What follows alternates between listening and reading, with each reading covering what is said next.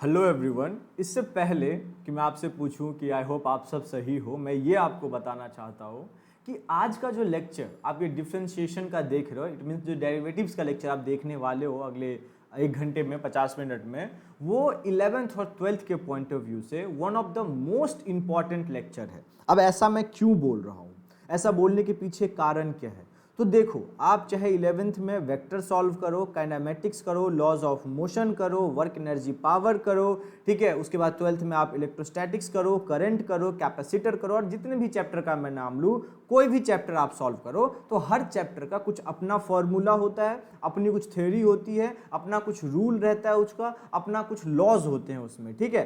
पर ये जो भाई साहब है ना, डिफरेंशिएशन और इंटीग्रेशन, ये सबके साथ जुड़ा हुआ आपको मिलेगा। आप भले वो चैप्टर समझ जाओगे, उस चैप्टर के कंसेप्ट आपको बहुत अच्छे से समझ में आ जाएगा, लेकिन अगर आपका ये डिफरेंशिएशन वाला जो ये भूत है ये क्लियर नहीं रहेगा तो वो चैप्टर अच्छे से समझने के बावजूद भी आप उसको बेहतर तरीके से नहीं कर पाओगे, ठीक है।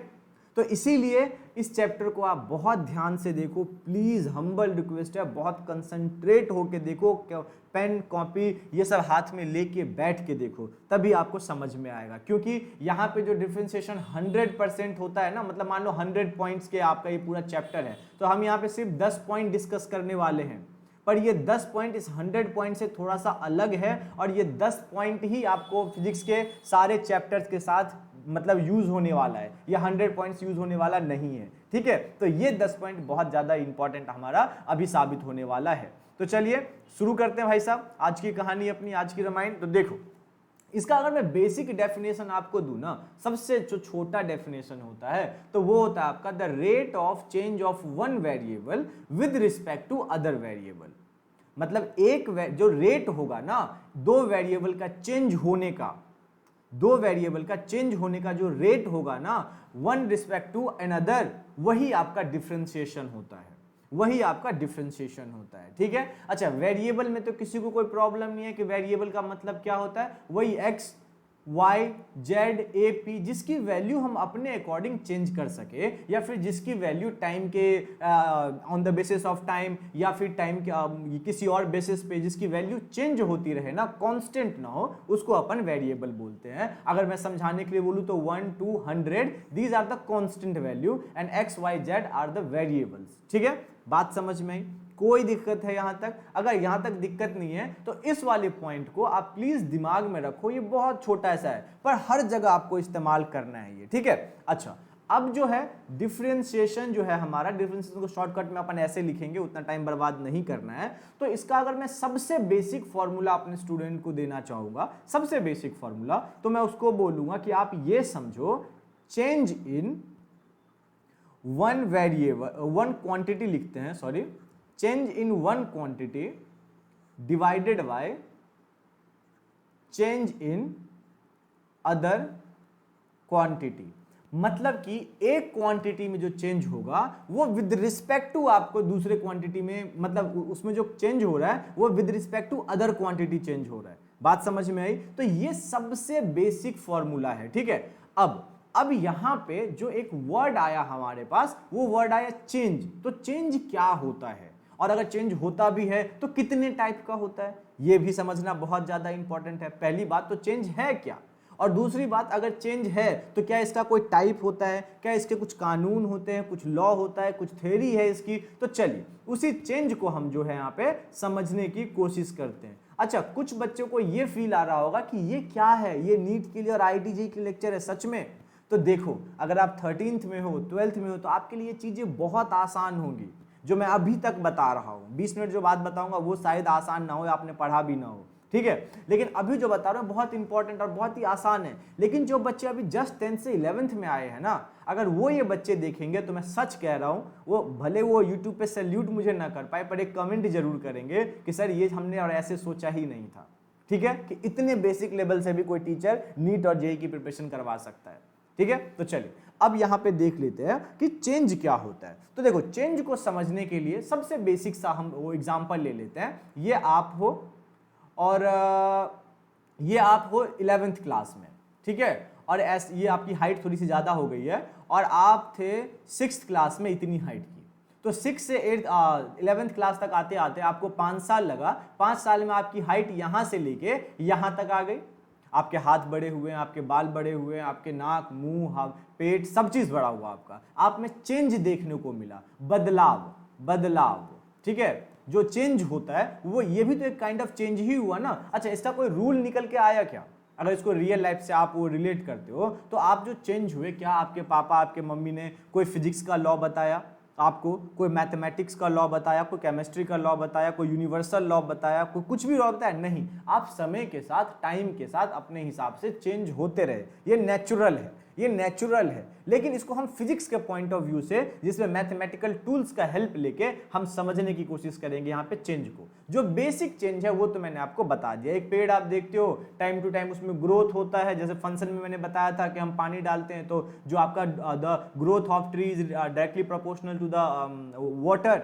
ठीक है, but water doesn't depend on the tree. ये चीज मैंने आप लोगों को बताया था। तो उसी तरीके से यहां भी चेंज को समझने के लिए हम मैथ्स और फिजिक्स का हेल्प लेंगे। देखो, आप ये सोच के चलो कि ये एक रोड है, यहां पे एक कार वाला है, भाई साहब ड्राइवर है। ठीक है, ये यहां से चलना शुरू किए और यहां पे आ गए। ठीक है, यहां का नाम हम रख देते हैं, इस जगह का नाम रख देते हैं x1 और इस जगह का नाम रख देते हैं x2।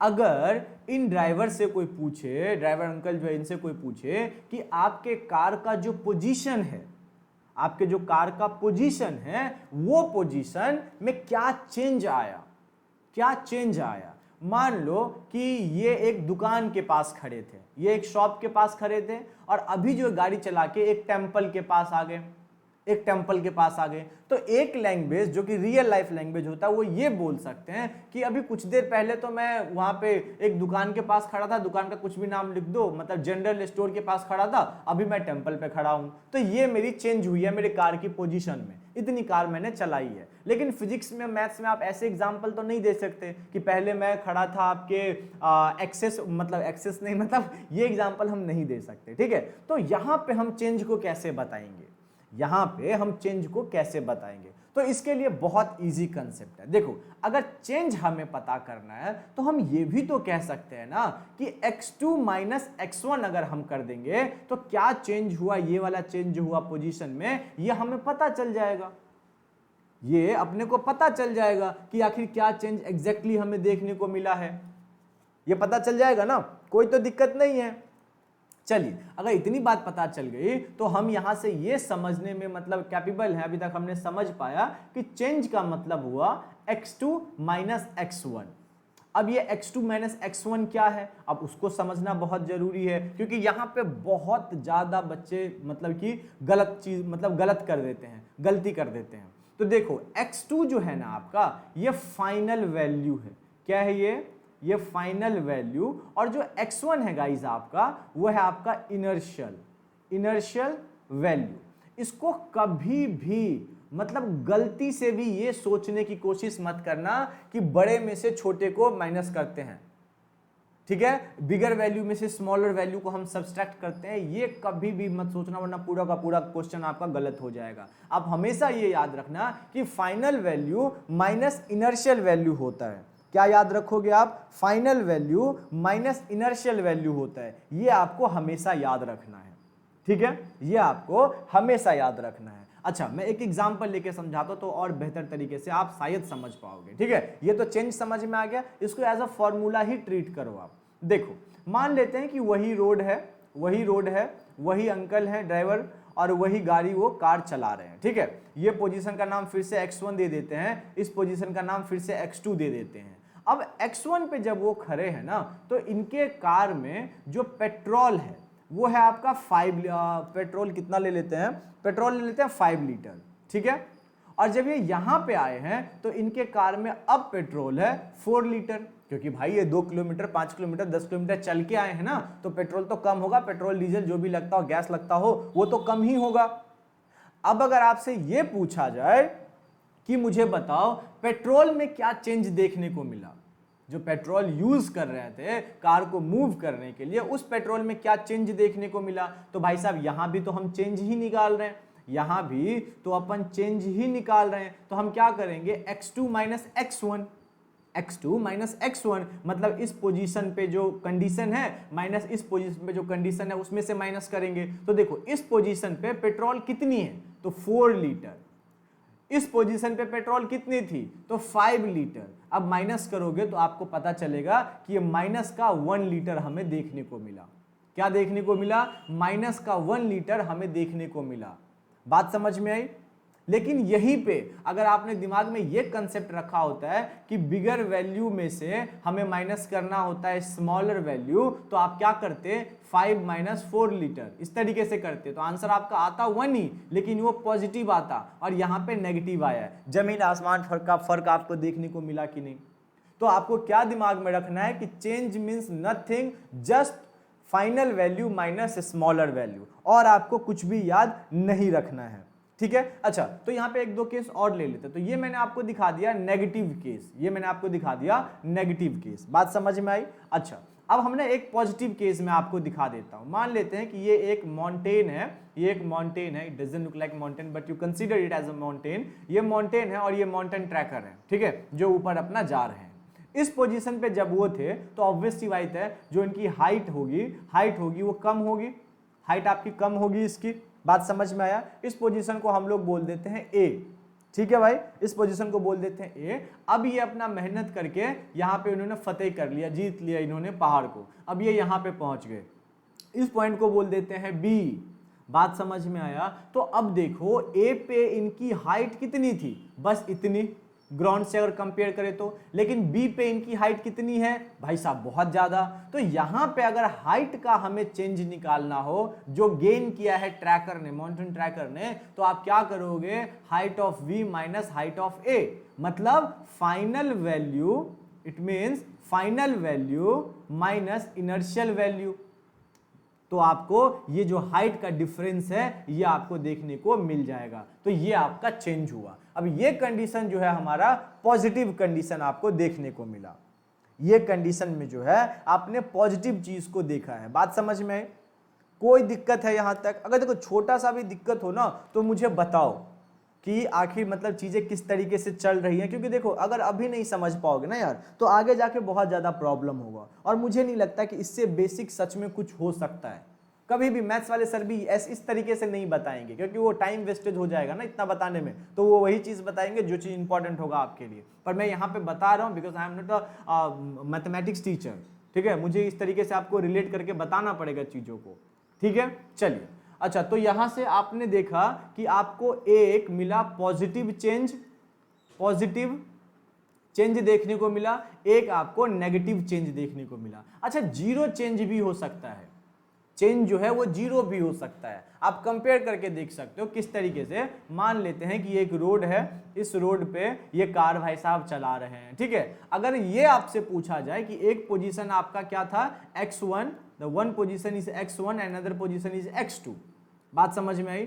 अब x1 पे जो ड्राइवर का वेट है x2 पे और जो x2 पे उसका वेट है, इन दोनों में चेंज बताओ। तो भैया अगर यहाँ भी वो 40 किलो के हैं तो B2 पे भी वो 40 किलो के ही रहेंगे, या फिर x2 पे भी वो 40 किलो के ही रहेंगे। तो यहाँ पे जब आप मतलब चेंज निकालोगे तो 40 माइनस 40 यानी कि 0। बात समझ में आई। मतलब हम ये लिख सकते हैं यहाँ पे कि जो चेंज हमने कहा था कि फाइनल माइनस इनर्शियल होता है, ये तो हमने सही है, ये सीख लिया। और हमने ये भी सीखा कि change can be positive, negative और जीरो, ये 3 टाइप का चेंज हो सकता है। ये चीज हम लोगों ने सीख लिया, ठीक है। अब चलो, अब इसका रिप्रेजेंटेशन मैं आपको बताने की कोशिश करता हूं। रिप्रेजेंटेशन मैं आपको इसकी बताने की कोशिश करता हूं। तो देखो, चेंज जो होता है ना उसको रिप्रेजेंट करने का तरीका डेल एक्स होता है। अगर एक्स में वाई डील कर रहे हैं तो, अगर आप वाई में कर रहे हो तो डेल वाई लिखोगे, अगर आप पी में कर रहे हो तो डेल पी लिखोगे। हम एक्स तरीके से लिख रहे हैं तो डेल एक्स, इस तरीके से हम चेंज को रिप्रेजेंट करते हैं। जो फाइनल वैल्यू आपका होता है ना, जो फाइनल वैल्यू हम लोग कंसीडर करेंगे, फाइनल वैल्यू, उसको हम लोग एक्स एफ बोलेंगे, ठीक है। जो इनर्शियल वैल्यू हम लोग लेंगे, ये पूरे चैप्टर में हम लोग लेने वाले, इसलिए मैं यहाँ पर रिप्रेजेंटेशन आपको बता रहा हूं। तो ये एक्स आई होगा, देखो एफ मतलब फाइनल, आई मतलब इनर्शियल। तो इन्हीं रिप्रेजेंटेशन के बेसिस पे अगर इस फॉर्मूला को हम रीडिजाइन करेंगे तो हमें मिलेगा del x is equal to x f minus x i, ये हमें मिलेगा। ये ऐसा आपको बुक में देखने को मिलेगा। बच्चे कंफ्यूज हो जाते हैं कि ये चीजें है क्या, ठीक है। पूरा चैप्टर पढ़ लेने के बाद यही नहीं पता चल पाता कि ये चीजें किस तरीके से लिखा हुआ है, रट लेते हैं हम। अच्छा, डेल एक्स मतलब हो जाएगा x2 minus x1, xf minus x i, कहीं पे 4 माइनस 5 करना है तो x4 माइनस x5 करना है तो फंस जाओगे। तो इसीलिए मैंने इतने बेसिक लेवल से आपको बताने का कोशिश किया। बात समझ में आई? बात समझ में आई? अगर इतनी बात समझ में आ गई तो हम दो चीज और पढ़ेंगे, ठीक है। अच्छा, एक जो मैं पढ़ाऊंगा आपको वो इंक्रीज और गेन। इंक्रीज और गेन भी होता है ना, किसी चीज में कुछ इंक्रीजमेंट हुआ या फिर उसने गेन किया, ठीक है। तो उस तरीके से इस चीज को हम समझने की कोशिश करेंगे कि उसको कैसे फाइंड करेंगे हम। देखो, मान लेते हैं कि आज डेट है, मान लेते हैं 19/5/2020 है, ठीक है। शायद नहीं, ये नहीं है, ये मान लेते हैं। इस दिन आपके पास टोटल 2 नंबर ऑफ पेन है। टोटल जो क्वांटिटी है पेन की आपके पास वो 2 है। और 20 तारीख को आपके पापा गए जनरल स्टोर पे, सॉरी स्टेशनरी पे, और वहां से वो एक पेन और लेके आपके लिए आ गए। तो आपके पास टोटल नंबर ऑफ पेन जो हो गया अब 3 हो गया, 2 + 1। आपने जो आपके जो नंबर ऑफ पेन जो इंक्रीज किया है, जो नंबर ऑफ पेन आपका इंक्रीज किया है वो आपका 1 है। आपने जो गेन किया है पेन वो 1 किया है। तो जो चेंजेस आपको देखने को मिला, यानी कि अगर आप इंक्रीज निकालो या फिर अगर गेन निकालो तो आप क्या करोगे कि 25/2020 के डे पे आपके पास जितना पेन है उसमें से आप माइनस करोगे 95, मतलब इस डेट पे जितना आपके पास पेन था उससे। यही करोगे ना, फाइनल डेट पे आपके पास जितना पेन है उसमें से इनर्शियल डेट में आपके पास जितना आपके पास पेन था उसको माइनस कर दोगे। तो यानी कि ये हो जाएगा 3 - 2 = 1। तो जो गेन और जो इंक्रीजमेंट यहां पे हुआ वो 1 पेन का हुआ। बात समझ में आई गाइस? तो इस तरीके से इन चीजों को समझो, क्योंकि इन सब को हम बहुत ज्यादा इस्तेमाल करने वाले हैं। इन सब का अभी देखने में बच्चों वाली चीजें लग रही होंगी ये, पर ये सच में बहुत इंपॉर्टेंट चीज आपको अभी पता चलेगा बाद में जब हम इसके साथ डील करेंगे तो। अच्छा, गेन और इंक्रीज हमने किया तो हम लोग डिक्रीज भी तो देखेंगे ना, और लॉस, डिक्रीज और लॉस भी देखेंगे। हो सकता है, कोई दिक्कत नहीं है। आपके पास 5 डेयरी मिल्क है, ठीक है। डेयरी मिल्क चॉकलेट आपके पास 5 है, आपने उसमें से 3 डेयरी मिल्क खा लिया, आपके पास टोटल कितना बचा? 2। तो अगर ये पूछो कि आपने कितना लूज कर दिया, कितना डिक्रीज हो गया आपका, तो आप क्या करोगे? भैया मेरे पास टोटल था 5, मेरे पास टोटल था 5, यानी कि इनर्शियल वैल्यू मेरे पास थी 5। अब फाइनल वैल्यू मेरे पास कितना है? फाइनल में है मेरे पास 2। तो आपने कितना खाया? देखो 3 निकल गया यहाँ पे। तो अभी तो ये जो एग्जांपल्स मैं ले रहा हूं ये बहुत इजी एग्जांपल ले रहा हूं। यही चीज आपको करना पड़ेगा हार्ड क्वेश्चंस के साथ। वहां पे ये थ्योरी आपको, ये कंसेप्ट आपको याद रखना पड़ेगा, क्योंकि वहां पे सिचुएशन भले ही बहुत हार्ड हो, बहुत टफ हो, लेकिन जो थ्योरी आपको उस पर लगाना पड़ेगा, जो कंसेप्ट आपको अप्लाई करना पड़ेगा, वो कंसेप्ट एग्जैक्टली यही होगा। वो कंसेप्ट एग्जैक्टली यही होगा, कुछ और नहीं होगा। ठीक है? ठीक है भाई, कोई दिक्कत? चलिए, कोई दिक्कत नहीं। तो अब आप आ जाओ, जो मैंने आपको डेफिनेशन स्टार्टिंग में बताया था, ठीक है, जो मैंने आपको स्टार्टिंग में डेफिनेशन बताया था, और डेफिनेशन मैंने आपको क्या बताया था कि the rate of change of one variable with respect to other, ये मैंने बताया था। तो अब डेफिनेशन के बेसिस पे अब हम लोग डिफरेंशिएशन पढ़ना शुरू कर दे रहे हैं, ठीक है। तो जो चेंज होगा dx, जो डेल x जो है आपका, ये क्या था आपका? चेंज। अब यहां पे हम इसको बोल रहे change in x, change in x। बात समझ में आया? एक ये हम लोग यूज करने वाले हैं। अच्छा, dx का मतलब पता है क्या होता? बहुत छोटा वैल्यू ऑफ x, x की बहुत छोटी वैल्यू, ऑलमोस्ट नेग्लिजिबल, ठीक है। ये बहुत छोटी वैल्यू आपकी होती है। बात समझ में आया? तो एक dx हम लोग यूज करने वाले हैं, एक del x हम लोग यूज करने वाले हैं, ठीक है। अच्छा, अगर मैं इसको एक टर्म देने की कोशिश करूं, अगर मैं इस dx को एक टर्म देने की कोशिश करूं, तो infinitely small change in x, मैं क्या लिखूंगा यहां पे, infinitely small change in x, मतलब इनफाइनाइट मतलब समझते हो ना, अनलिमिटेड, ठीक है। तो वैसा ही मतलब बहुत छोटा सा चेंज हमें x में देखने को अगर मिलेगा तो हम उसको dx लिखेंगे, और जो चेंज होगा, जो बड़ा चेंज होगा, उसको हम लोग डेल x लिखेंगे। इतनी बात समझ में आई? कोई दिक्कत है? कहीं पे कोई परेशानी नहीं है? अच्छा, अगर कहीं पे आपको ऐसा दिखा हुआ मिले dx बाय dy, तो आप ये मत करना कि y से y को कट कर देना और यहाँ पे xy लिख देना, ठीक है, नेवर डू लाइक दिस। या फिर कभी आपको ऐसा मिल लिखा हुआ दिखे dx बाय x, तो कभी इसको इससे मत काट के d लिख देना, नहीं, ये चीजें नहीं हो सकती है। अब मैं इसको थोड़ा सा आपको समझाने की कोशिश कर सकता हूं कि क्यों नहीं हो सकता है, ठीक है। देखो, ये जो d और x है, या फिर ये जो d और y है, इसको आप दो अल्फाबेट्स मत मानो, ये एक ही है, ये लिखने का तरीका है। इतना बड़ा चीज ना लिख के, इतना बड़ा चीज ना लिख के इसको रिप्रेजेंट करने के लिए हमने इतना छोटा सा टर्म यूज कर लिया। देखो, ग्रेविटेशनल कांस्टेंट होता है, नाम सुना होगा आपने, जिसको हम लोग कैपिटल G बोलते हैं। तो हम हमेशा ये लिख सकते हैं ना, gravitational constant is equal to कुछ भी, हम ये लिख सकते हैं। लेकिन हम क्या करते हैं, इसकी जगह पे हम G का यूज करते हैं, बार बार हम उसको वर्ड को नहीं लिखना चाहते हैं। उसी तरीके से इतने बड़े चीज को नहीं लिखने के जगह पे हम लिखते हैं dx। तो ये दोनों चीज एक हुई, तो कभी आपको इस तरीके से भैया काट के आंसर नहीं निकाल देना है, इन चीजों को आपको याद रखना है, ठीक है। I hope I am clear till now, अभी तक तो क्लियर हूं, क्योंकि अब आपको परेशानी होगी, अब आपको परेशानी होगी। अब हम लोग मेन चीज जो है ना, मेन मुद्दा हमारा, वो हम पढ़ने जा रहे हैं, ठीक है। क्या है वो मैं आपको बताऊंगा अभी, रिप्रेजेंटेशन ऑफ डिफरेंशिएशन, ठीक है। अब हम स्टार्ट कर चुके हैं, नाउ वी हैव स्टार्टेड, हम अच्छे से स्टार्ट कर चुके हैं।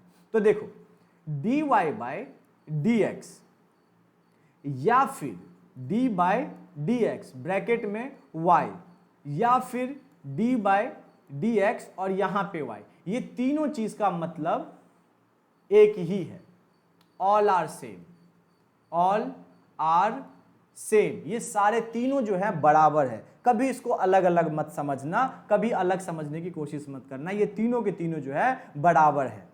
और ये तीनों क्या रिप्रेजेंट करता है, ये तीनों जो मिलके है क्या रिप्रेजेंट करता है, ये आपको समझने की जरूरत है। तो किसी एक को ले लेते हैं, इसको ले लेते हैं, इसका मतलब क्या है, इसका मतलब क्या है, व्हाट इट मीन्स, इसका मतलब क्या है। तो देखो, इसका मतलब जो है वो ये बोलना चाहता है कि the differentiation of y with respect to x, differentiation of y with respect to x। और जो मैंने स्टार्टिंग में दो आपको दिया था, the rate of change of one variable with respect to another, और दूसरा जो मैंने एक लिखा था definition, change in one quantity divided by change in other quantity, ठीक है। उसी के हिसाब से ये चीज हो गया कि नहीं। तो आपका जो डेफिनेशन था, उस चीज को हम लोग यहां पे अपना समझने में मतलब कामयाब हो गए, ठीक है। यहां तक कोई दिक्कत है आप लोगों को, कुछ भी परेशानी है? अगर यहां तक दिक्कत परेशानी नहीं है तो अब हम लोग पढ़ते हैं अपना एक नया चीज, और वो चीज मैं आपको यहाँ पे पढ़ाने की कोशिश करता हूँ। मान लेते हैं कि आपके पास एक बलून है, ठीक है, यहाँ पे इसका मुंह बना देते हैं, एक बलून है, आपका बर्थडे है, आपका दोस्त आया और आपके दोस्त ने इसमें हवा भरनी चालू कर दी, पन्नी से निकाला, भैया अपने दोस्त के बर्थडे में तो मैं ही गुब्बारे फुलाऊंगा, ऐसा बोल के वो इसको फुलाने लगा, इसमें एयर डालने लगा, भाई साहब इसने मतलब पूरा हवा भर दिया इसके अंदर। तो कुछ टाइम बाद जो है ना, इस बलून का साइज जो है इतना बड़ा हो गया, हो जाएगा, पॉसिबल है, कोई दिक्कत तो नहीं है, बात समझ में आ रही ना, इसमें कोई दिक्कत तो नहीं है ना। तो आपको एक चीज समझ में आया कि द रेट, जो रेट की बात हम लोग बार बार कर रहे हैं, या फिर जो चेंज की बात हम लोग कर रहे हैं, तो यहां पे चेंज क्या हो रहा है, यहां पे एरिया ऑफ द बलून आपका चेंज हो रहा है, या फिर आप साइज ऑफ द बलून आपको चेंज दिख रहा है। और ऐसा क्यों हो रहा है, ऐसा क्यों हो रहा है, क्योंकि उसके इनसाइड में आपका दोस्त एयर डाल रहा है, या फिर उस पर प्रेशर डाला जा रहा है, उसके अंदर में प्रेशर आप एक्सर्ट कर रहे हो, तो बलून का जो साइज है वो इंक्रीज हुआ। तो the rate of change of area of the balloon with respect to air या प्रेशर।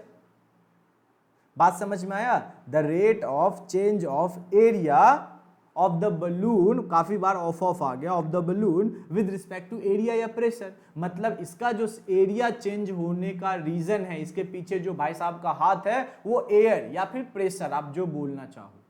यही हमारा डिफरेंशिएशन का मेन मुद्दा होता है, यही हमारा डिफरेंशिएशन का जो मेन मुद्दा होता है ना, होता है। बात समझ में आई? चलिए इसको ना किसी और तरीके से ना समझने की कोशिश करते, जैसे मेरे सर ने मुझे समझाया था। ठीक है, चलिए कैसे समझते हैं। मान लेते हैं ये आपके पास एक स्क्वायर है, सारे साइड इसके बराबर है एल एल। ठीक है, अब अगर आपसे ये बोला जाए कि find the area with respect to length, मतलब इसका एरिया, स्क्वायर नहीं लिखा मैंने, find the area of square with respect to length यानी कि एल, इसके रिस्पेक्ट में आपको एरिया फाइंड करना है। अब देखो, अगर मैं अभी दो जो आपको बताऊंगा ना, ये और इसके अगले वाला, अगर आपने ये दोनों समझ लिया ना, तो मैं आपको एक लिख के सर्टिफिकेट दे सकता हूं कि जो सबसे फंडामेंटल लेवल ऑफ डिफरेंशिएशन होगा वो आप समझ चुके हो, अगर आपने ये दो एग्जाम्पल बस समझ लिया तो। इसलिए मैंने अपने टाइम का एग्जाम्पल लिया है। बात समझ में आई? चलिए अब मुझे इसका एरिया फाइंड करना है विद रिस्पेक्ट टू एल। मतलब विद रिस्पेक्ट टू एल मतलब ये एरिया जो है आपका कहीं ना कहीं एल पे डिपेंड करता है। जो एरिया ऑफ द स्क्वायर है ये somehow depends on L, length of the square उस पर डिपेंड करता है। ठीक है भैया, कोई दिक्कत नहीं है। तो मुझे 10 सेकेंड का टाइम दो, मैं एक ड्राइंग करना चाहूंगा आप लोगों के लिए। ये स्क्वायर मैंने बनाया, ये एल है और ये एल है। अब मैंने क्या किया बच्चों, इसमें मैंने एल को बढ़ा दिया। अब मैंने एल का साइज जो है वो इंक्रीज कर दिया। ठीक है, एल का साइज जो है, सॉरी एल को जो है हमने इंक्रीज कर दिया। पहले स्क्वायर सिर्फ इतना बड़ा था, देखो एक सेकेंड रुको पहले सिर्फ इतना बड़ा था। ठीक है, अब ये वाला एक येलो वाला जो है नया पोर्शन भी हमने, अरे यार शिट, हाँ, अब हमने एक ये पोर्शन भी लाके इसमें ऐड कर दिया। बात समझ में आई मैं क्या कह रहा हूँ? स्मॉल चेंज कर रहा हूँ, बहुत छोटा सा। यहाँ पे मैं बड़ा बनाया हूँ ताकि ये विजिबल हो, पर ये चेंज बहुत छोटा है। एल को हमने बहुत कम बढ़ाया है और इस चेंज का जो हम नाम रख रहे हैं ना वो डी एल रख रहे हैं। क्या रख रहे हैं? D L. ये जो यहां से यहां तक है वो DL है। और DL में पीछे आप लोगों को क्या बताया हूं? द स्मॉलेस्ट वैल्यू, सबसे छोटा वैल्यू कहीं पे बताया था ना। ये देखो, infinitely small change in x, यहां पे चेंज इन y हो जाएगा बिकॉज वहां पे हमने dy यूज किया है या फिर DL यूज किया है। और यहां पे भी जो ये है ये भाई साहब DL है। तो अगर आपसे एक समझदार आदमी पूछे कि मुझे Li बताओ, मतलब लेंथ इनर्शियल बताओ जो रिप्रेजेंटेशन में समझाया था, तो आप बोलोगे L है। उसी तरीके से अगर आपसे पूछे कि मुझे एरिया ऑफ द स्क्वायर बताओ जो इनर्शियली था, जो एल पे डिपेंड कर रहा था, तो आप बोलोगे एल का स्क्वायर। खुश हो जाएगा, बोलेगा समझदार है। अब वो आपसे बोलेगा जो चेंज हुआ ना और जो फिर फाइनल क्रिएट हुआ, मुझे एल एफ बताओ, फाइनल वैल्यू ऑफ लेंथ, तो क्या बोलोगे आप? एल प्लस डी एल, मतलब ये वाला एल प्लस ये वाला डी एल, तभी तो होगा ना, तभी तो होगा ना। चलो ठीक है भैया। उसके बाद अगर आपसे वो पूछे कि final area of the square मुझे बताओ, तो आप क्या करोगे? एल प्लस डी एल का होल स्क्वायर, यही तो होगा ना। और तो कुछ पॉसिबल नहीं है, और तो कुछ पॉसिबल नहीं है। बात समझ में आई? अब हमें निकालना है area with respect to l. तो एरिया को हम रिप्रेजेंट करेंगे d a by d l. हम लोग यूजुअली कैसा करते थे? D y by d x. वहां पे एक ये होता था, दूसरा यहाँ पे हमारा जिस पे डिपेंड करता था उसको हम एक्स मानते थे। यहाँ पे हमें एल एरिया निकालना है विद रिस्पेक्ट टू एल, तो हम यही लिखेंगे ना। या फिर अगर आपको नहीं समझ में आ रहा है तो डी एल और यहाँ पे ए लिख लो। अब समझ में आया? यही चीज हमें फाइंड करना है। तो मुझे एक बात बताओ, इसका मतलब चेंज होता था, इसका मतलब चेंज होता था, तो हम ये लिख सकते हैं कि d a d l is equal to क्या हो जाएगा? A f minus a i divided by l में क्या हो जाएगा? एल का चेंज क्या होगा? L f minus l i. करेंगे?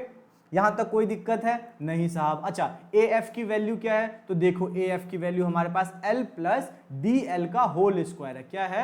एल प्लस डी एल का होल स्क्वायर। उसी तरीके से ए आई का क्या होगा? एल का स्क्वायर। आप पीछे से मैच कर लेना, ठीक है। फिर एल एफ क्या है हमारे पास? एल एफ हमारे पास एल एल एफ है हमारे पास क्या, L plus d L minus L क्या है हमारे पास, सिंपल सा एल। बात समझ में आया, एल आई की बात कर रहा हूं, मतलब इनिशियली लेंथ कितना था हमारे पास। अब इसको अगर आप सॉल्व करोगे तो यहाँ पे फॉर्मूला लगा दो, ए प्लस बी का होल स्क्वायर क्या होता है, a square plus b square plus 2ab, वही चीज हम यहाँ पे लगा रहे हैं, एल का स्क्वायर प्लस डी एल का स्क्वायर प्लस 2l और यहाँ पे dl ब्रैकेट में लिख दिया, सो इट लुक मतलब कंफ्यूजन ना हो हमारे पास और थोड़ा अच्छा भी लगे, ठीक है।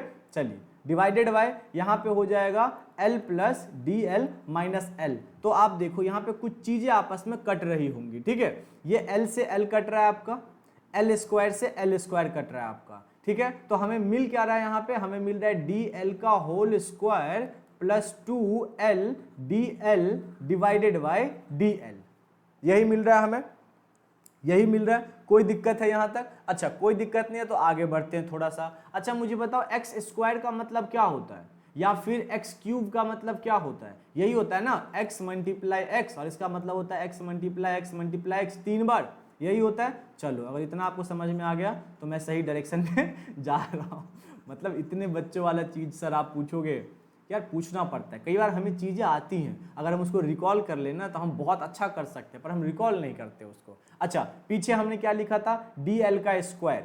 अच्छा डी एल का स्क्वायर अगर हमने पीछे लिखा था तो हम लिख सकते हैं D L multiply D L, लिख सकते हैं ना भाई, डी एल का स्क्वायर, चलो ठीक है। फिर प्लस 2l डी एल, ये भी लिख सकते हैं। नीचे हमारे पास क्या था, डी एल, इसको डी एल लिख देंगे, ठीक है। अच्छा इसको हम ऐसे सेपरेट कर सकते हैं क्या, D L multiply D l divided by d L plus 2l d l divided by d L. देखो मैं कितना बेसिक लेवल तक सॉल्व करवा रहा हूं, थिंक अबाउट इट ब्रो, ठीक है। dl से dl चला जाएगा और ये dl से ये dl चला जाएगा, तो हमारे पास फाइनली आंसर क्या बचा, dl plus 2l, dl plus 2l। अब मुझे एक बात बताओ, मैंने आपको स्टार्टिंग में क्या बोला था कि जो dl होता है ना, यानी कि जो dx आपका होता है, x वहां पे यूज कर रहा था मैं, यहां पे l यूज कर रहा हूं, तो इसमें मत कंफ्यूज होना। तो ये जो वैल्यू हमारा होता था ये बहुत छोटा था, बहुत छोटा था, स्मॉलर था, ये स्मॉलर था, ये बात समझ में आई। तो हाँ इतनी स्मॉल वैल्यू अगर है तो उसको तो हम नेगलेक्ट कर सकते हैं, वी कैन नेगलेक्ट इट। तो इसको नेगलेक्ट करके जो हमारा आंसर आ जाएगा वो 2l आ जाएगा, यानी कि जो हमने निकाला अभी dA by dl is equal to 2a, हमारा ये आंसर हो गया। बात समझ में आई? यहां तक किसी भी तरह का दिक्कत है? क्योंकि देखो ये समझ गए ना, मतलब आप फॉर्मूला बनाना सीख गए हो, आपको फॉर्मूला रटना पड़ता, अब आप फॉर्मूला बनाना सीख गए हो, तो बनाना ज्यादा आसान है रटने से। बात समझ में आई? चलिए अब एक क्यूब का करके हम लोग देखते हैं इसी चीज को, ठीक है। एक क्यूब का अपन करते हैं कि क्यूब का जो साइड है ना वो मैंने दे दिया आपको, l ले लेते हैं, ठीक है। और आपको उसका वॉल्यूम फाइंड करना है विद रिस्पेक्ट टू, उसका वॉल्यूम आपको फाइंड करना है, dv बाई dl फाइंड करना है विद रिस्पेक्ट टू l। बात समझ में आ गई? कोई दिक्कत यहां तक? एक पॉइंट भी समझ में ना आए सवाल में? मतलब एक क्यूब है अपने के पास, क्यूब का जो साइड है वो l है, और इस l के रिस्पेक्ट में आपको उसका वॉल्यूम फाइंड करना है। तो आई होप आप लोग कर लेंगे, कोई दिक्कत नहीं होगा। चलिए साथ साथ मिलके दोनों भाई दोनों बहन करते हैं, कोई दिक्कत नहीं है, ठीक है। अच्छा l इनर्शियल क्या होगा आपका, l होगा, तो वॉल्यूम इनर्शियल क्या होगा आपका, L क्यूब होगा, वॉल्यूम ऑफ द क्यूब वही होता है ना, a क्यूब, तो L क्यूब हो जाएगा। अच्छा ठीक है, L फाइनल क्या है आपका, L फाइनल क्या है, तो यहां भी वही आप dl ऐड करोगे ना, जो क्यूब आपने बनाया उसमें आप यहां भी ऐड करोगे किसी चीज को, तो यहां पे हो जाएगा आपका L प्लस dl। अच्छा फिर वॉल्यूम F क्या होगा आपका, तो L प्लस dl का क्यूब, यही होगा। अरे यहां पे बस मैंने क्यूब नहीं बनाया, चीज वही है सेम टू सेम। देखो let me show you guys, let me show you, यहाँ पे ये क्यूब है, क्यूब में हमने फिर dl जोड़ दिया, बस उतनी सी चीज किया, तो कंफ्यूज मत होना कि कौन सी चीज कहां से आ गई, ठीक है। चलिए ये यहां तक हमारा क्लियर है। यहां तक अगर हमारा क्लियर है तो मुझे एक बात बताओ कि हमें क्या निकालना था, dv बाई dl। अच्छा dv को हम क्या लिख सकते हैं, we can write it like vf minus vi divided by lf minus li, हम ये लिख सकते हैं ना, कोई दिक्कत है यहाँ तक? तो आई थिंक किसी को कोई दिक्कत नहीं होना चाहिए। अब इनकी वैल्यूज पुट कर दो, तो वी एफ इजिकल टू कितना है? वी एफ इजिकल टू आपका ये वैल्यू है, लिखो यहाँ पे लिख लेते हैं, ठीक है। हमारा था v f minus v i divided by l f minus l i. तो यहाँ पे वी एफ हमारा है एल प्लस डी एल का क्यूब माइनस वी इनर्शियल कितना था? ये एल का क्यूब था, डिवाइडेड बाई एल एफ कितना है हमारा? L plus d L minus L, ये था। अब इसको सॉल्व कर लो, यहाँ पे फॉर्मूला लगा दो, कौन सा वाला? a प्लस बी का क्यूब। तो a प्लस बी का क्यूब का फॉर्मूला क्या होता है? वो होता है a cube plus b cube plus 3a square b plus 3ab का स्क्वायर, ये फॉर्मूला आपका होता है। Just put all the value according to the given formula, ठीक है। तो यहाँ पे ये फॉर्मूला बताया, इसको रट्टा मत मारना, ठीक है। एल क्यूब प्लस यहाँ पे डी एल का क्यूब प्लस 3l का स्क्वायर, यहाँ पे D L plus 3l D l का स्क्वायर। बात समझ में आई? और यहाँ पे माइनस में एल क्यूब ये भी था, ठीक है, माइनस में एल क्यूब ये भी था हमारे पास। नीचे क्या हो जाएगा? L plus d L minus L. अब देखो क्या क्या एक दूसरे से कट रहा है, तो यहाँ पे कटेगा आपका, एक मिनट, यहाँ पे कटेगा एल एल से कट जाएगा, एल क्यूब से कट जाएगा आपका। बात समझ में आई? इसको फिर से सेपरेट करके अपन लिख लेंगे, जैसे हमने पहले लिखा था वैसे ही सेपरेट करके इसको लिखेंगे। तो चलो यहाँ पे लिख के देख लेते हैं क्या हो जाएगा। डी एल का cube divided by d L plus 3l square D l divided by d L, पीछे से ही मैं लिख रहा हूँ, ठीक है, 3l डी एल का square divided by d L, ठीक है। अब देखो यहाँ पे क्या क्या कट रहा है, ये 3dl है ना, मैंने बताया था ना कि एक्स स्क्वायर मतलब होता है एक्स मल्टीप्लाई एक्स और एक्स क्यूब मतलब होता है x x x x x. तो यहाँ पे 3 है ना, तो इससे काट दूंगा इसको, तो यहाँ पे ये 2 आ जाएगा, ठीक है, यानी कि dl का स्क्वायर हो जाएगा, प्लस ये 1 है इसको काट दो, तो यहाँ पे 3l का स्क्वायर हो जाएगा। यहाँ पे ये 2 है, 1 कट जाएगा, यानी कि 3l dl हो जाएगा, ठीक है। यहाँ तक क्लियर है? अब आप लोग एक चीज जानते हो कि जो हमारा dx या जो कि यहाँ पे dl होगा, ये बहुत छोटा होता है। तो अगर 0.001 का आप स्क्वायर करोगे तो भाई साहब ये तो और छोटा हो जाएगा। तो वैसे ही आपके पास बहुत छोटी वैल्यू है और उसका स्क्वायर करोगे तो भाई साहब वो छोटा का भी स्क्वायर हो जाएगा, छोटा का भी छोटा, ठीक है। तो इसको हम नेगलेक्ट कर देंगे, तो यहाँ पे आपका आ जाएगा 3l का स्क्वायर, 3l का स्क्वायर। तो यहाँ से हमें क्या सीखने को क्या मिला? सर इतने देर से आप बोल रहे हो पर हमने सीखा क्या यहाँ पे? तो भैया बहुत कुछ सीखा है हमने बहुत कुछ सीखा है। देखो क्या सीखा है, हमने पहले सीखा कि dA by dl is equal to हमारा होता है 2l।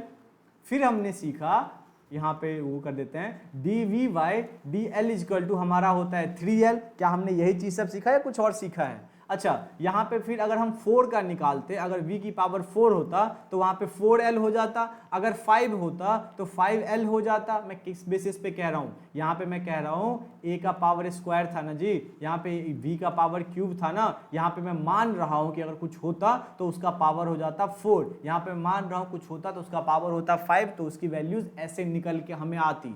अब आपको इतना लंबा, देखो यहाँ से हमने क्वेश्चन शुरू किया, यहाँ पे भी हमने किया, यहाँ तक आके उसके बाद आगे तक हम गए हैं, यहाँ तक। इतना लंबा आपको सॉल्व करने की जरूरत नहीं है। अब आपको डायरेक्टली पता है, कहीं पे अगर एक्स स्क्वायर लिखा रहेगा, इसका डेरिवेटिव अगर आपको निकालना होगा तो सट से 2x लिख दोगे। अगर कहीं पे लिखा रहेगा 9x तो डायरेक्टली कहीं पे लिखा रहेगा x की पावर 9 तो आप कर दोगे सीधा x 9, ठीक है। नहीं सॉरी, ये नहीं कर सकते आप, क्योंकि ये कर सकते हो आप, ठीक है, यहाँ तक आप कर सकते हो।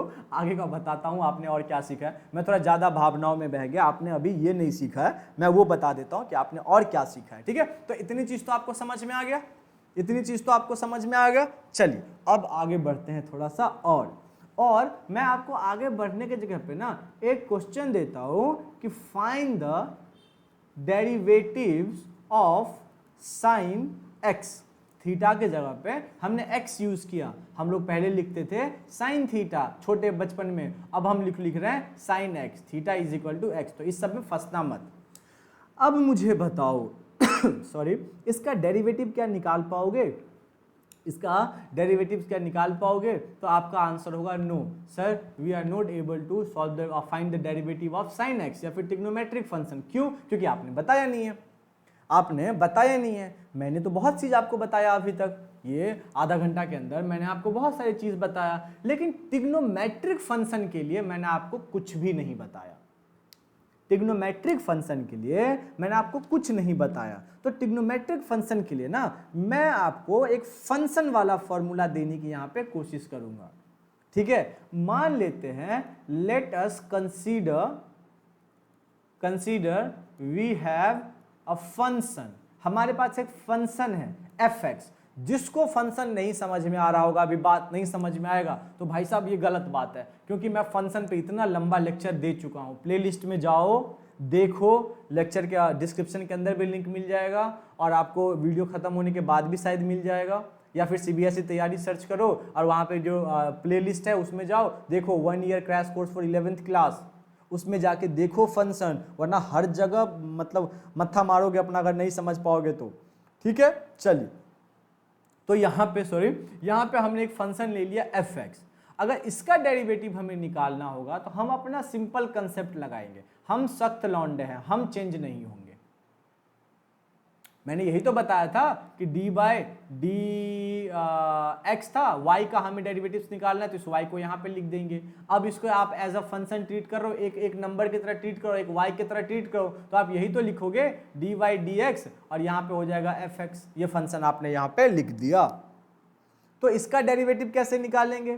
भैया सिंपल है, ये इसका डेरिवेटिव हो गया। जब डेरिवेटिव हो जाएगा ना तो इसके ऊपर एक डैश लगाओगे आप। जब फंक्शन में सॉल्व करोगे तो इसका डेरिवेटिव में इसके ऊपर एक डैश लगाओगे। तो ये तो हम रिप्रेजेंटेशन की बात कर लिए। अब इसको सॉल्व कैसे करेंगे, जो कि मेन मुद्दा है हमारे पास, तो सॉल्व करने का भी तरीका आपको बता देते हैं, बहुत सिंपल है। तो d by x f x is equal to f x plus d x minus f x divided by d x, ये आपका इसका फॉर्मूला हो जाएगा।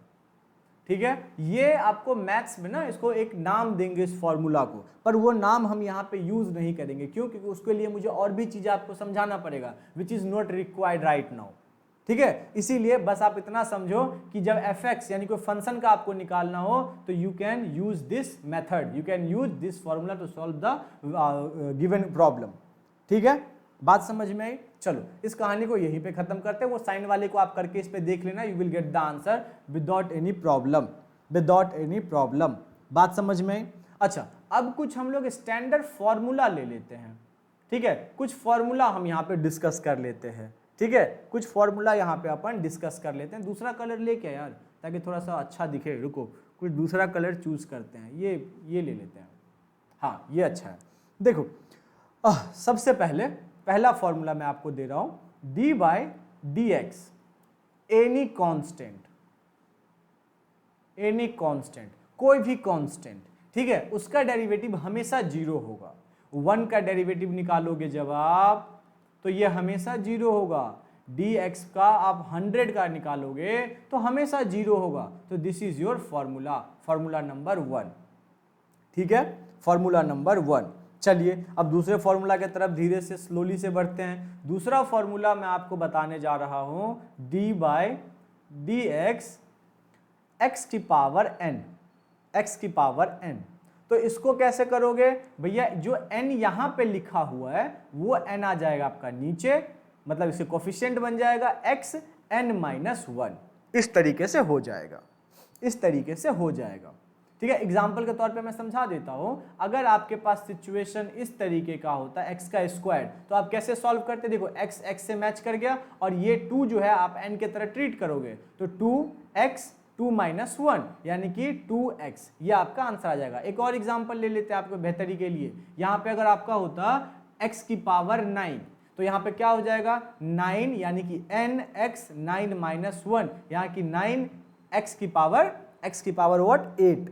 ठीक है, बात समझ में आई? तो हियर इज वी हैव दूसरा फॉर्मूला। तीसरे फॉर्मूले की तरफ आगे बढ़ते हैं। तो तीसरा फॉर्मूला हमारा है, और ये मैं लॉग में आपको बता चुका हूं जब लॉग पढ़ाया था, उसको भी प्लेलिस्ट में दिया हुआ भाई साहब, प्लीज देखो, अदरवाइज कोई समझ में नहीं आएगा, क्योंकि मैं दोबारा से एक्सप्लेन नहीं करने वाला हूं। ठीक है। दोबारा से मैं नेपेरियन कांस्टेंट इसको कहते हैं, ठीक है। मैं एक्सप्लेन नहीं करूंगा, इसका वैल्यू अप्रॉक्स 2.7 होता है। ये जैसा रहेगा ना वैसा ही आपको देखने को मिल जाएगा, इसमें कोई चेंजेस देखने को नहीं मिलेगा। ये एक बहुत स्पेशल केस है डेरिवेटिव्स का, EX का, नेपेरियन कांस्टेंट का, ठीक है। इसके बारे में ज़्यादा डिटेल चाहिए कि ये EX क्या होता है तो प्लीज़ हम्बल रिक्वेस्ट है वीडियो को शुरू से देखो। लॉग वाला शायद सेकेंड लेक्चर है हमारा बेसिक ऑफ मैथमेटिक्स का शायद, या फिर थर्ड, जहाँ पे मैंने ये चीज़ एक्सप्लेन किया है, ठीक है। ये सेम हो जाएगा। मतलब क्या, मतलब ये कि d/dx कहीं पे EX लिखा रहेगा तो आपको सिंपल EX लिख देना है, आपको कुछ भी नहीं करना है, you have to do nothing, ठीक है। फोर्थ ले लेते हैं d/dx ln x, मैंने बताया था, ये भी लॉन वाला भी बताया हूँ, लॉग में ही बताया हूँ, तो यहाँ पे डायरेक्टली ये 1/x हो जाएगा। ये मैं पहले ही आपको बता चुका हूँ, ये मैं पहले ही आपको बता चुका हूँ। तो वी हैव अनदर फॉर्मूला, ठीक है। अब फॉर्मूला नंबर 5 की तरफ गाइस बढ़ते हैं। ट्रिग्नोमेट्रिक कुछ फॉर्मूला बता देता हूँ, ठीक है। d/dx और अगर यहाँ पे रहेगा आपका sin x तो क्या हो जाएगा, ये हो जाएगा आपका cos x। मैं एक छोटा सा ट्रिक दे दूंगा आपको, ठीक है, थोड़ा छोटा सा ट्रिक दे दूंगा इसको याद करने के लिए। साइन के बाद क्या होता है हमारा, cos होता है, cos x तो उसका हो जाएगा माइनस sin x। cos के बाद हमारा क्या होता है, cos के बाद हमारा tan होता है ना, इफ आई एम राइट, हाँ tan ही होता है, tan x, तो tan का हमारा हो जाएगा sec square x, sec square, ये स्क्वायर, ठीक है। उसके बाद tan के बाद क्या होता है हमारा, cosec होता है, ठीक है, d/dx cosec x, cosec x का क्या होता है, minus cosec x cot x होता है, cot x, हाँ एक बार चेक कर लेना पर यही होता है cot x, ठीक है। चलो अगला देख लेते हैं, एक ही पेज में लिखने के पीछे रीजन है क्योंकि मैं ट्रिक बताऊंगा, ठीक है। उसके बाद d/dx sec की बात करते हैं। अगर sec का निकालना हो तो sec का निकालने के लिए sec x tan x, क्या होगा बच्चों, sec x tan x, ठीक है। उसके बाद sec के बाद क्या बचा, लास्ट cot x, तो cot x का आपका हो जाएगा माइनस cosec स्क्वायर एक्स, ठीक है। ये जो है ना ये बेसिक है, आप कुछ भी कर लो आपको ये वाला याद रखना ही है। मैं जानता हूं कि रट्टा मारना अच्छी बात नहीं है, ठीक है। बहुत सारे लोग बोलते भी हैं कि ऐसे पढ़ो कि आपको फील है, इवन मैं भी हजारों बार बोलता हूं कि फील करने की कोशिश करो, पर भैया जहां पे आप ऐसे जीनियस के साथ कंपटीशन करते हो ना, जो एक बार देख के रोबोट बन जाते हैं, रट्टा मार लेते हैं, समझ जाते हैं, उसके साथ आपको कम्पीट करने के लिए आपको भी वैसे ही पढ़ना पड़ेगा। तो आपको कुछ चीज़ें तो याद करनी पड़ेगी, ठीक है, चाहे कुछ भी हो जाए, ठीक है। अब देखो जो आपका C से स्टार्ट हुआ है ना, उन सब के पास आपका नेगेटिव लगा हुआ है, तो आप इस चीज को एक ट्रिक मान सकते हो। ये कोई लॉजिक नहीं है, ये कोई भी इसका मतलब कि कहानी नहीं है, इसके पीछे कोई प्रूफ नहीं है, मैं प्रूफ नहीं कर सकता, ये मैं दिखा सकता हूं कि आप भी लॉजिक बना लो, मैंने भी लॉजिक बनाया है, ठीक है। चलिए अब एक और क्वेश्चन मैं देता हूं, एक क्वेश्चन मैं आपको देता हूं कि find the derivatives of x square plus 2x। अरे भैया फंसा दिया आपने, अरे सर आपने एक्स स्क्वायर का निकालना तो सिखा दिया, लेकिन ये बीच में प्लस आ जाए या फिर एक्स स्क्वायर माइनस 2x आ जाए, आपने ऐसा चीज़ तो बताया ही नहीं, इसको तो कर ही नहीं सकते, ठीक है, नहीं कर सकते तो चलो इसके लिए आपको रूल दे देता हूँ मैं, एडिशन और सब्सट्रैक्शन रूल, एडिशन और सब्सट्रैक्शन रूल, ये रूल दे देता हूं ताकि आप इसको बहुत इजीली कर पाओ, आपको कोई परेशानी ना हो। सम या डिफरेंस रूल भी कई जगह इसको लिखा जाता है, ठीक है, सम और डिफरेंस रूल सेम ही चीज़ है, आपको आप समझदार हो यार, मतलब सुपर जीनियस हो आप, ठीक है। चलिए आगे बढ़े भैया, कोई दिक्कत है, थोड़ा सांस लेने दो, ठीक है। देखो अगर कहीं पे लिखा रहे dx, ब्रैकेट स्टार्ट कर दिया मैंने अपने सेफ्टी के लिए ताकि चीज़ें खचपच ना हो, प्लस माइनस gx, तो ये देखो दो फंक्शन है, एक fx और एक gx, इसी तरीके से x स्क्वायर और 2x, ये दो अलग अलग फंक्शन है, ठीक है, दो अलग अलग फंक्शन है। तो यहाँ पे जो इसका डेरिवेटिव हो जाएगा d/dx और यहाँ पे हो जाएगा fx प्लस माइनस dgx, बस इतना ही, ये d/dx है, इतना हो जाएगा। अगर प्लस रहेगा तो प्लस होगा, माइनस रहेगा तो माइनस होगा। बात समझ में आई, बात समझ में आई, क्या बोलने की कोशिश किया मैंने। अच्छा एक और बता देते हैं आपको, एक और बता देते हैं, इसके आगे बता देता हूँ, सॉरी, d/dx nfx, ये रहेगा इस तरीके से। तो आप क्या करोगे, वहां पे n d by d x f x. ये n क्या है, इसको कांस्टेंट मान लो आप कुछ देर के लिए, फ्रैक्शनल वैल्यू भी हो सकता है, कांस्टेंट भी हो सकता है, कुछ भी हो सकता है भाई साहब, जीरो के अलावा, ठीक है। अच्छा, इसके बेसिस पे ये दो फॉर्मूला है, इसके बेसिस पे एक क्वेश्चन ले लेते हैं हम लोग बड़ा प्यारा सा कि x का पावर क्यूब प्लस 2x, इसको सॉल्व करना है। तो डी एक्स की पावर क्यूब 2x, ठीक है। कैसे करोगे, इसको एक साथ लिखो फिर इसको एक साथ लिखो, लिख देते हैं यहाँ पे, हम बच्चे थोड़ी है, हम समझदार हैं। D x cube plus d by d x 2x, यहाँ पे कितना हो जाएगा 3x2, यहाँ पे कितना हो जाएगा 2, 3x स्क्वायर प्लस 2, ये हो गया। एक और क्वेश्चन ले लेते हैं गाइस, हाँ एक और क्वेश्चन ले लेते हैं, D by d x 7x की square plus 5 divided by x square, ठीक है। सबसे पहले तो आपको एक चीज समझना पड़ेगा यहाँ पे, सबसे पहले तो आपको एक चीज समझना पड़ेगा यहाँ पे, अरे कलर चेंज नहीं हुआ यार, हमने कलर चेंज कर दिया। हाँ देखो, अगर कहीं पे लिखा रहे 2/x तो आप क्या लिख सकते हो, इसको 2x - 1 लिख सकते हो ना, नीचे से ऊपर रेसिप्रोकल कर दिया हमने। अगर ये पता है तो हम आगे सॉल्व कर लेंगे। तो D by d x 7x square plus d by d x, और यहाँ पे 5, ये हो जाएगा x की पावर -2, नीचे से ऊपर गया इसीलिए, तो यहाँ पे हो जाएगा आपका 7, ये 2 यहाँ पे होगा, ये 2n बन जाएगा आपका 2 - 1 प्लस ये 5 आपका बाहर आ जाएगा, फॉर्मूला जो मैंने पीछे दिया n वाला, ये -2x - 2 - 1 सॉल्व करेंगे तो 7 2 जा 14x, यहाँ पे ये प्लस और ये माइनस, तो -10, यहाँ पे x -3, here is the answer. अगर इसको आप और सॉल्व करना चाहो तो 14x - 10 डिवाइडेड बाई x की पावर 3, हो गया आंसर, हो गया आंसर। बस इतनी सीधी कहानी, ठीक है। अब थोड़ा सा आगे बढ़ते हैं, थोड़ा सा आगे बढ़ के एक और क्वेश्चन मैं आपके पास से मैं फेंक रहा हूँ, D by d x E x plus x की पावर -e। देखो यहाँ पे चक्कर मत खाना, यहाँ पे ई एक्स लिखा है और यहाँ पे x की पावर -e लिखा है, हाँ तो इससे कंफ्यूज मत होना। तो क्या होगा, d by d x e की पावर x, बात समझ में आई, plus d by d x की पावर -ex, ये तो सेम ही रहेगा ना, फेरियन कांस्टेंट मैं आपको बता चुका हूं, तो it will be same, e की पावर ex का ex ही रह जाएगा, यहाँ पे हो जाएगा -e -1, here is the answer. ये सारे on the basis of formula मैं कर रहा हूँ, मैं अपने मन से अपने घर से लाके कुछ नहीं कर रहा हूँ, सब मैं फॉर्मूला के हिसाब से ही कर रहा हूँ, और वो सारे फॉर्मूला जो मेरे सीक्रेट्स थे वो मैंने आपको बता दिया पहले ही। एक लास्ट क्वेश्चन लेते हैं आज के लेक्चर के लिए, तो वो है हमारा D by d x 10x plus x square. कैसे करोगे, तो देखो भैया बहुत सिंपल है, D x 10x plus d by d x का होल स्क्वायर। तो 10x का मैंने पीछे क्या दिया था, 10x का हमारा था सेक स्क्वायर एक्स, यहाँ पे चेक ही कर लेते हैं, चेक ही कर लो ताकि आपको कॉन्फिडेंस आ जाए। देखो 10x का सेक स्क्वायर एक्स दिया था, सेम यार, कुछ भी फॉर्मूला से बाहर नहीं कर रहे अपन, ठीक है, सब चीज फॉर्मूला ही पे कर, सेक स्क्वायर, और ये 2x का हो जाएगा आपका, एक्स स्क्वायर का हो जाएगा आपका 2x, तो हियर इज योर आंसर, ठीक है। तो यहां तक हमारा डेरिवेटिव्स का एक पार्ट जो था मतलब 10% खत्म हुआ। अगला 2 या 3 लेक्चर और आएगा डेरिवेटिव्स के, डिफरेंशिएशन के, आप सही समझ रहे हो, उसको प्लीज अच्छे से करो, हम्बल रिक्वेस्ट आप लोगों से कर रहा हूं, क्योंकि ये चीजें बहुत बेसिक है, अगर यहां नहीं समझ पाए तो पूरे 11th रहोगे, पूरे 12th रहोगे और होगा कुछ नहीं।